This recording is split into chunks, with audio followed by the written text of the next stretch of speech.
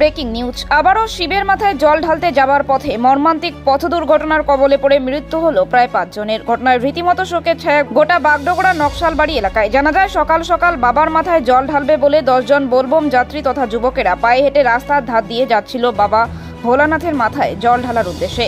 সেই সময় পেছন দিক থেকে আসা একটি স্করপিও গাড়ি দ্রুত গতিতে এসে তাদেরকে একে একে পরপর 10 জনকে ধাক্কা মেরে রাস্তার পাশে নয়নজলিতে পড়ে যায়।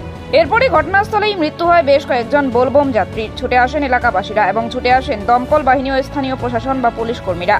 উদ্ধার কাজে ঝাঁপিয়ে পড়েন সকলে। যদিও আহতদের প্রত্যেককে উদ্ধার করে উত্তরবঙ্গ মেডিকেল কলেজ ও হাসপাতালে পাঠানো হয়, তবে সাত সকালে এমন দুর্ঘটনা কি কারণে ঘটল সম্পূর্ণ ঘটনার তদন্ত শুরু করেছে পুলিশ।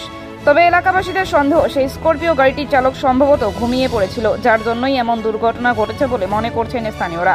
তবে যেটি ঘটেছে তা অত্যন্ত দুঃখজনক ও মর্মান্তিক ঘটনা হয়েছিল। কাকা, কখন কোথায় যাচ্ছিলেন আপনারা? আমরা যাচ্ছি জঙ্গলি বাবা।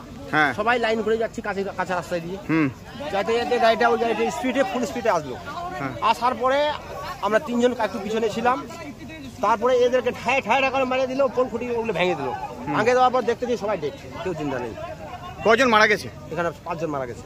5 জন ওপেন ডিটেল। আর ওই গাড়ির মধ্যে কেউ মারা গেছে? গাড়ির মধ্যে কেউ মারা যায়নি, ওরা পালিয়ে গেছে। আপনারা কোথা থেকে কোথায় যাচ্ছিলেন? আমরা বাড়ি থেকে আছে বাড়ি, মোটামুটি 4 থেকে 5 কিলোমিটার। জায়গার নাম কি? আমার হাউদিজোত। জায়গার নাম হাউদিজোত। আর দানাগজের ছিল লোক? দানাগজ না, ওটা দানাগজ হাউদিজোতে।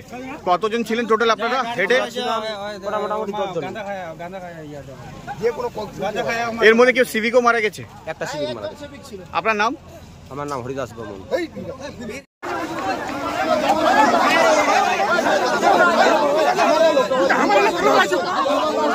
Hey!